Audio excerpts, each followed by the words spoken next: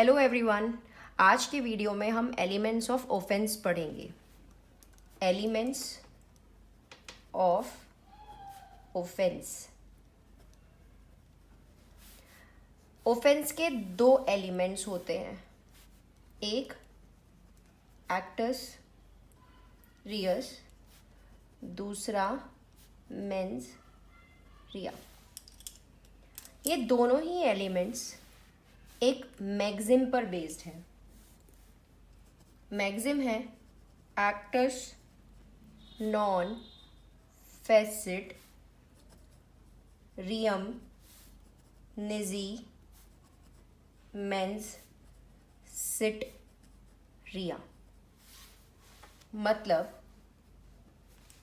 No one is guilty, या फिर हम कह सकते हैं act does not make anyone guilty unless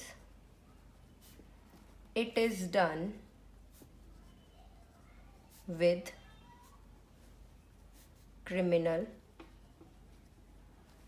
intent। मतलब एक एक्ट केवल अपने आप में किसी को दोषी नहीं बनाता है, वो दोषी तभी बनता है जब वो एक्ट किसके साथ मिला हुआ हो, किसी क्रिमिनल इंटेंशन के साथ मिला हुआ हो। अब हम इन दोनों एलिमेंट्स को अलग अलग स्टडी करेंगे। पहले हम देखेंगे कि एक्टस रियस क्या होता है। एक्टस रियस, यहाँ पे एक्ट का मतलब होता है consequence of an act. consequence of an act, that is actus। Reis का मतलब होता है forbidden by law, यानी आपके एक्ट का कॉन्सिक्वेंस जो कि लॉ क्या करता हो, फॉरबिडन करता हो, रोकता हो। तो हमारा कोई ऐसा एक्ट जिसको लॉ ने क्या कर दिया हो, फॉरबिड कर दिया हो। अब क्योंकि यहाँ पे एक्ट आ गया है तो अब हम एक्ट को समझेंगे। एक्ट क्या होता है? एक्ट को समझने के लिए हमें समझना होगा section 32 and section 33 of IPC, जो कि कहता है एक्ट क्या इंक्लूड करता है, इंक्लूड्स illegal omissions। एक्ट क्या इंक्लूड करता है? Illegal omission. एक्ट सिंगल भी हो सकता है और सीरीज में भी हो सकता है। वैसे ही इलीगल ओमिशन सिंगल भी हो सकते हैं या फिर सीरीज में भी हो सकते हैं, या फिर एक एक्ट पार्टली एक्ट भी हो सकता है और पार्टली ओमिशन भी। अब आप मुझसे पूछेंगे इलीगल ओमिशन क्या होता है और एक्ट के आगे इलीगल क्यों नहीं लगाया है। अब हम इसे समझते हैं कि इलीगल ओमिशन क्या होता है। सिंपल बोले, ओमिशन माने कुछ ना करना, जो और जब वो कुछ ऐसा हो कि हमारी ड्यूटी है, ड्यूटी टू डू, और वो चीज हम ना करें, ओमिट टू डू, तो ये क्या बन जाएगा? Illegal omission. अब हम इसे एग्जाम्पल से समझते हैं। आप बहुत बार स्विमिंग पूल में गए होंगे, क्लब्स में गए होंगे स्विमिंग सीखने के लिए। वहाँ पर किसी को रखा जाता है, उसकी ड्यूटी केवल इतनी ही होती है कि वो उनको सेव करेगा जो वहाँ पर स्विमिंग सीखने आते हैं। तो वो क्या कर रहा है, उसकी ड्यूटी क्या है, लोगों को सेव करना। पर अगर वो ये ना करे और कोई डूब जाए तो ये क्या किया उसने, इलीगल ओमिशन। यानी कि इलीगल ओमिशन, ओमिशन वही होता है जहां आपकी ड्यूटी होती है और आप नहीं कर रहे हैं, तो वो क्या बन जाएगा, इलीगल ओमिशन। दूसरा एग्जाम्पल समझते हैं। हम रास्ते में जा रहे हैं और एक तालाब में एक आदमी डूब रहा है और हमने देखा कि वो डूब रहा है, फिर भी हम उसको हेल्प नहीं कर रहे हैं, तो क्या वो इलीगल ओमिशन होगा? नहीं, वो मॉरली गलत हो सकता है, पर हमारी कोई ड्यूटी नहीं थी उसको बचाने की, इसलिए वो केवल ओमिशन होगा, इलीगल ओमिशन नहीं होगा। एक्ट में इंक्लूड करने के लिए ओमिशन कैसा होना चाहिए, इलीगल होना चाहिए। एक एक्ट सिंगल भी हो सकता है। मैंने एक्स को एक थप्पड़ मारा, सिंगल एक्ट। मैंने उसको 10 थप्पड़ मारे, series of act. Illegal omission मैंने आपको समझा दिया, वो भी एक भी हो सकता है और एक से ज़्यादा भी हो सकता है। एक हस्बैंड की ड्यूटी है अपने वाइफ को केयर करना, उसको तीनों टाइम का खाना प्रोवाइड करना, और वो उसको खाना नहीं देता है, तो वो क्या कर रहा है, इलीगल ओमिशन कर रहा है। एक्ट पार्टली एक्ट भी हो सकता है, पार्टली ओमिशन भी हो सकता है। एग्जाम्पल से समझते हैं। एक जेलर है, उसका काम है जेल के कैदियों को खाना देना, और वो क्या करता है, जब उसको खाना देना चाहिए तो वो भी नहीं कर रहा है और साथ में उनको मार भी रहा है। तो मारना क्या हो गया, वहां पे जो मार रहा है वो कहलाएगा एक्ट, और खाना ना देना क्या बन जाएगा, खाना ना देना वो बनेगा इलीगल ओमिशन।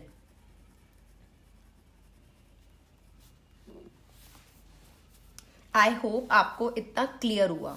अब हम समझेंगे एक्टस रियस को। जैसा कि मैंने बताया, एक्टस रियस वो एक्ट है जिसको लॉ ने फॉरबिड कर दिया हो। तो एक्टस रियस हर ऑफेंस का अपना होता है। Each offence have its own actus reus, यानी कि इसे हम क्या कह सकते हैं कि एक सब्जेक्टिव है, क्योंकि सबका अपना है। ए स्टैब बी, अब ए पे चार्ज लगा हर्ट का, तो अब आप बताइए इसमें एक्टस रियस क्या होगा। हर्ट के लिए एक्टस रियस क्या हो सकता है, वो वाला एक्ट जिससे ए ने बी को हर्ट किया होगा, यानी कि ये स्टैब करना।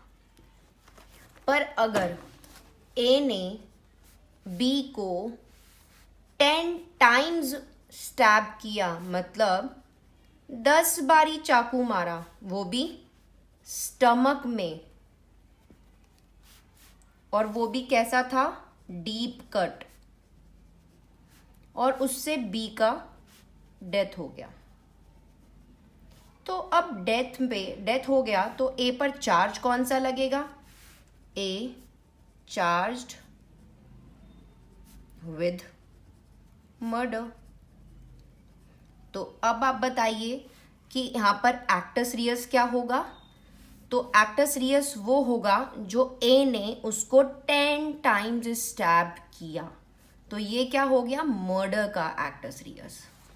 अब हम समझते हैं कि क्या एक एक्ट जो किसी एक ऑफेंस के लिए एक्टस रियस है, किसी एक ऑफेंस के लिए एक्टस रियस है, क्या किसी और ऑफेंस के लिए वो एक्ट हो सकता है?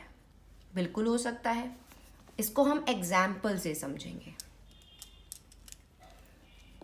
ए बी एंड सी प्लान करते हैं कि वो किल करेंगे डी को। अब इस प्लानिंग के लिए वो तीनों जाते हैं और एक पिस्टल खरीदते हैं, बाय अ पिस्टल। जो ये पिस्टल लेना है वो क्या है, एक एक्ट है। पर क्या ये किसी ऑफेंस का एक्टस रियस है? यस। जो पिस्टल लेना है ये क्या दिखाता है, इन्होंने क्रिमिनल कॉन्स्पिरेसी की, जिसके लिए इन्होंने पिस्टल लिया, प्रेपरेशन किया। तो क्या ये मर्डर करने के लिए डी का एक्टस रियस हो सकता है? नहीं। फिर ये आगे गए, पिस्टल लिया इन्होंने, ये डी के घर की तरफ चले, इन वे रास्ते में इनको ई मिला। ई ने इनको रोकने की कोशिश की, समझाया कि अरे भैया क्या कर रहे हो, क्यों मार रहे हो, लड़ाई झगड़ा तो अच्छी बात होती नहीं है। ए उसमें से बहुत गुस्से वाला था और उसने क्या किया, ई के सर पर प्लोशेयर से, फावड़े से वार किया, जिसकी वजह से ई को क्या हो गया, ग्रीवियस हर्ट हो गया। तो जो ये प्लोशेयर से मारना था वो क्या था, वो था एक्टस रियस। किस चीज के लिए, ग्रीवियस हर्ट के लिए। फावड़े से मारना वो क्या था, एक्टस रियस था, ग्रीवियस हर्ट के लिए। पर मर्डर के लिए वो क्या है, केवल अभी एक एक्ट है। ये लोग फिर आगे बढ़े, घर पहुंचे। ये है घर, किसका, डी का। जाते ही इन्होंने डी को देखा, बी ने उसके हाथ पकड़ लिए और सी ने दरवाजे पे खड़े होकर निगरानी की और ए ने क्या कर दिया, पिस्टल से शूट कर दिया। तो जो ये शूट करना था, ये जिसकी वजह से उसकी डेथ हुई, वो क्या होगा, एक्टस रियस, मर्डर का। यानी कि एक्टस रियस वो वाला एक्ट होता है जिसकी वजह से हमारा ऑफेंस कंप्लीट होता है। जो उन्होंने प्लानिंग की थी वो क्रिमिनल कॉन्स्पिरेसी के लिए क्या था, एक्टस रियस था, एक्टस रियस था। और जो आगे किया वो, पर यही जो प्लानिंग थी, जो क्रिमिनल कॉन्स्पिरेसी के लिए एक्टस रियस था, वो मर्डर के लिए क्या था, केवल एक एक्ट था, केवल एक एक्ट था। आई होप आपको ये समझ आया होगा। अब हम करते हैं मेंस रिया। मेंस रिया, मेंस रिया क्या होता है, मेंस का मतलब होता है स्टेट ऑफ माइंड और रिया का मतलब होता है फॉरबिडन बाय लॉ। यानी कि ऐसा स्टेट ऑफ माइंड जिसको लॉ क्या करता है, प्रोहिबिट करता है, फॉरबिड करता है। तो दोनों मिलकर क्या बन जाते हैं, guilty state of mind, guilty state of mind. अब हर ऑफेंस का अपना एक मेंस रिया होता है, यानी कि ये भी क्या है, एक सब्जेक्टिव कंसेप्ट है, because each offence has its own mains रिया, जो उस ऑफेंस में खुद से ही मेंशन होगा। पर इसके कुछ एक्सेप्शंस हैं। एक्सेप्शंस मतलब उन ऑफेंसेस में मेंस रिया चाहिए ही नहीं। एग्जाम्पल, ऑफेंसेस अगेंस्ट स्टेट या फिर किडनैपिंग। अब वहां पे मेंस रिया नहीं चाहिए, ऑफेंस कैसे कंप्लीट होगा, ये सब हम तब डिस्कस करेंगे जब हम किडनैपिंग करेंगे या ऑफेंसेस अगेंस्ट स्टेट करेंगे। अभी के लिए फिलहाल आप ये समझिए कि वैसे हर ऑफेंस का मेंस रिया होता है जो उस सेक्शन में दिया होता है, पर उसके कुछ एक्सेप्शंस हैं जिनके लिए मेंस रिया आपको चाहिए ही नहीं, जैसा कि ऑफेंसेस अगेंस्ट स्टेट और किडनैपिंग। अब हम देखेंगे मेंस रिया के टाइप्स।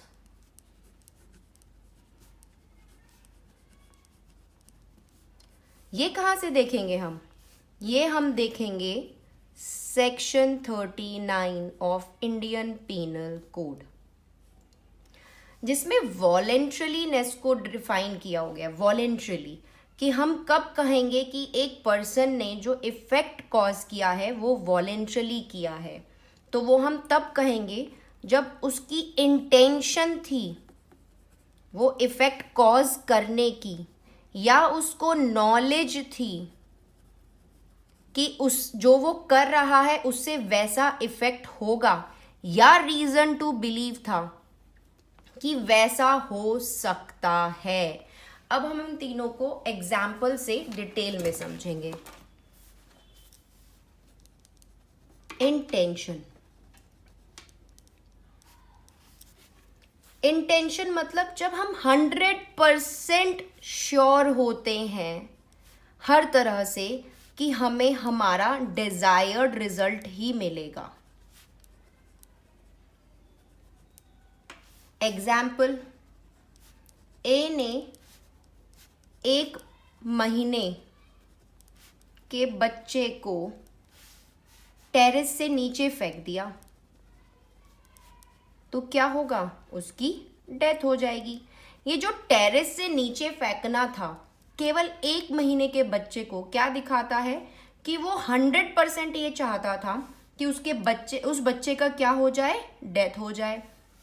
तो ये जो तरीका था डेथ कॉज करने का वो क्या शो करता है? इंटेंशन शो करता है।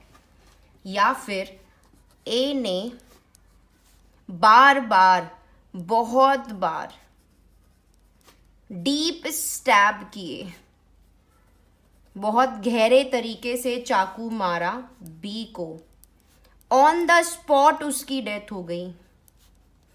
तो जो ये गहरे घाव थे, ऑन द स्पॉट डेथ होना था, ये क्या शो करता है कि ए का 100% इंटेंशन था कि वो क्या कर दे? बी का डेथ कॉज कर दे।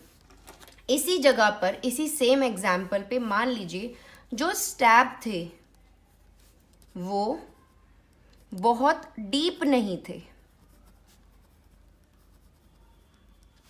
फिर भी मान लीजिए उसका डेथ हो गया होता,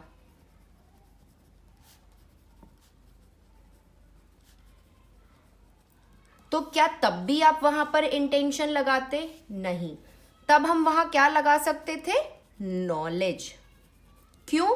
क्योंकि अगर आप किसी के स्टमक में बार बार स्टैब कर रहे हो तो एटलीस्ट आपको नॉलेज तो है कि सामने वाले का डेथ हो सकता है। पर 100% रिजल्ट क्यों नहीं कह सकते? क्यों नहीं कह सकते कि उसका 100% इंटेंशन था?